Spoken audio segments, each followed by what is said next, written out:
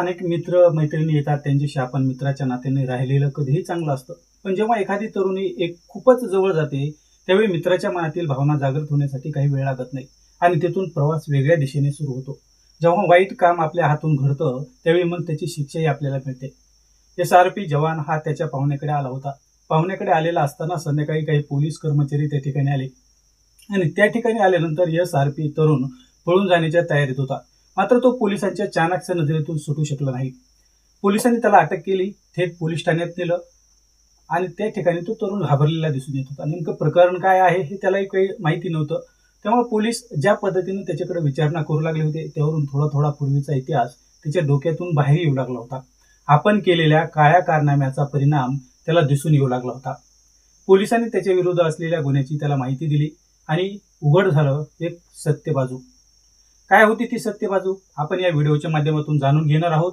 एक वर्षापूर्वीच नोकरीत रुजू झालेल्या तरुणाच्या आयुष्यात असं काही घडलं की त्याला पोलिसांनी थेट पोलीस कोठडीत डांबलं.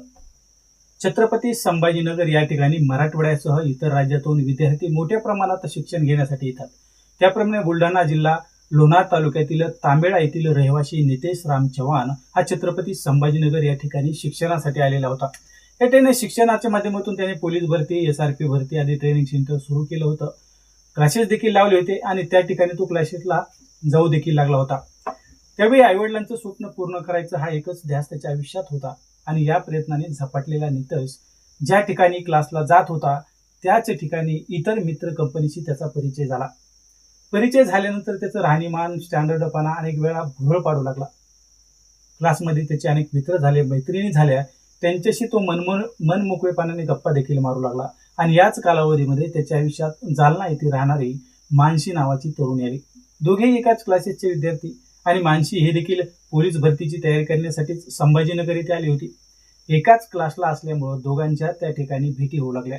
बुलढाणा आणि जालना जिल्हा एकमेकाच्या सीमेजवळ असल्यामुळं नितेश आणि मानसीची ओळख जास्त प्रमाणात वाढू लागली. मानसीला वाटत होतं की नितेशसारखी तब्येत बनवून अभ्यास करून नोकरीला लागावी. त्यामुळे नितेश याच्या प्रत्येक हालचालीवर मानसी हिचं लक्ष होतं. मानसी ज्या पद्धतीनं नितेश याच्याकडे पाहत होती त्यावरून नितेश याच्या मनात मानसीविषयी वेगळे विचार येण्यास सुरुवात झाली होती. दोघे एकमेकांना क्लासेसमध्ये बोलत होते, पण त्यानंतर जो काही काळ मिळत होता त्या वेळेतही आता नितेश याला मानसीला बोलावंसं वाटत होतं. दोघांचं वय सारखं होतं, दोघांच्याही भावना होत्या. त्यानुसार दोघांनाही फोनवर बोलायला सुरुवात केली होती. 2024 मध्ये दोघेही छत्रपती संभाजीनगर येथे शिक्षण घेत होते आणि याच वर्षी मानसी आणि नितेश यांच्यामध्ये प्रेमाचा गुलकंद चाकायला मिळू लागला होता. दोघांचंही मन एकमेकांच्या मनात अडकायला सुरुवात झाली होती. मानसीच्या जरी मनात असले तरी ती नितेश याला बोलू शकली नाही. पण नितेश याने डाव टाकला आणि टाकलेल्या जाळ्यात मानसी अडकली. ज्यासाठी त्याची तडफड सुरू होती तो मासा नितेश याच्या गळाला लागला होता. दोघांचा सहवास तर क्लासेसमध्ये सुरू झालेला होता. मात्र त्याच क्लासमध्ये आता दोघेही एकमेकांना न बोलता बाहेर आल्यानंतर मनसोक्त आनंद लुटू लागले होते. नितेशचं प्रेम तर सुरू झालं होतं, पण आपण या ठिकाणी आलो होतो कशाला याचं भान दोघेही विसरले होते. दोघेही भरतीची प्रॅक्टिस करत होते. जो प्रेमाचा रंग भरायला दोघांनी सुरुवात केली होती त्या रंगात आता शरीर संबंधाचा नवीन भाग सुरू झालेला होता. आज ना उद्या मी आणि तू एकाच पोलीस खात्यात नोकरीला लागणार आहोत. त्यामुळे आपण दोघेही लग्न करू. तुझ्या आयुष्यात तुला एकटं मी कधीच सोडणार नाही. अशा प्रकारे नितेश हा मानसीला समज देत होता. मात्र मानसी शरीर संबंध करण्यास सध्या तरी नको म्हणून सांगत होती. त्यामुळे नितेश हा मानसीवर नाराज होऊ लागला. केवळ प्रेम करून पुढं काहीच होत नसतं असं म्हणून तो मानसीशी शरीर संबंध करण्यास तिला मजबूर करू लागला. मानसी वयात आलेली होती. नितेश हा माझ्यावर खूप प्रेम करतोय म्हणजे तो मला धोका देणार नाही असं मानसीला वाटत होतं. मानसी राहण्यासाठी स्वामी विवेकानंद नगर संभाजीनगर इथे राहत होती, तर नितेश हा TV सेंटर परिसरातील सुदर्शन नगर भागात राहत होता. काही दिवसाचा कालावधी निघून गेल्यानंतर नितेश हा मानसीला भाव देणं त्याने बंद केलं. शेवटी नितेश याच्या म्हणण्यानुसार सर्व काही करायला मानसी तयार झाली. मानसी तयार झाल्यानंतर नितेशाने तिच्याबरोबर अनेक ठिकाणी संबंध प्रस्थापित केले. दोघांचेही लग्न झालेले नव्हते, मात्र लग्न झाल्यासारखं दोघेही वागत होते. घरच्या लोकांना तर याविषयी काहीच माहिती नव्हती. काळ पुढे निघून जाऊ लागला होता आणि मानसी आता नितेश याचीच झाली होती. याच काळात नितेश याची CRPF मध्ये 2025 मध्ये नागपूर या ठिकाणी निवड झाली. नितेश याची निवड झाल्यानंतर मानसीला तर खूप आनंद झाला. नितेश हा तिच्या आयुष्याचा जोडीदार होणार होता. पण नितेशाला नोकरी लागल्यानंतर त्यानं मानशीकडे दुर्लक्ष करायला सुरुवात केली. नितेशाचा सुरुवातीचा काळ हा प्रशिक्षणामध्ये गेला. मात्र प्रशिक्षण सुरू असताना देखील नितेशाने मानशीच्या रूमवर येऊन तिच्याबरोबर संबंध प्रस्थापित केले. त्यामुळे मानशीने आता तुला नोकरी लागली आहे, आपण दोघं लग्न करू, घरच्या लोकांना सर्व सांगू असं म्हटल्यानंतर नितेशाच्या तळपायाची आग मस्तकात गेली. अजून आपलं वयच काय, माझं प्रशिक्षण पूर्ण झाल्यानंतर लग्न करू, तोपर्यंत कोणालाच काही सांगू नको असं म्हणून 3 महिन्याचा कालावधी लोटला होता. आणि त्यानंतर त्याने पुन्हा मानशीला घेऊन तो लॉजवर गेला. तिथं तिच्याबरोबर संबंध केले, त्या ठिकाणचे संबंधाचे व्हिडिओ काढले, फोटो काढले. आणि त्यावेळेस मात्र मानशीला धक्का बसला.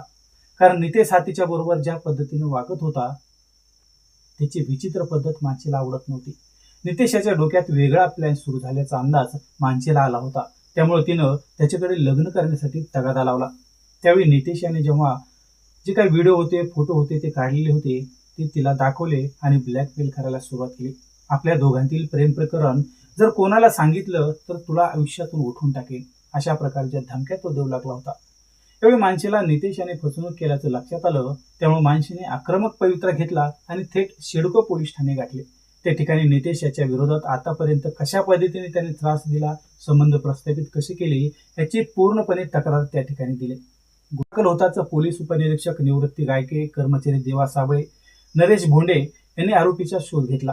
तेव्हा तो नातेवाईकाच्या घरी असल्याची माहिती मिळाली. त्यावरून आरोपीला अंचरवाडी, तालुका चिखली, जिल्हा बुलढाणा येथून ताब्यात घेतलं. शनिवार दिनांक म्हणजे आज शनिवार दिनांक 16 मे पर्यंत पोलीस कोठडी सुनावली होती.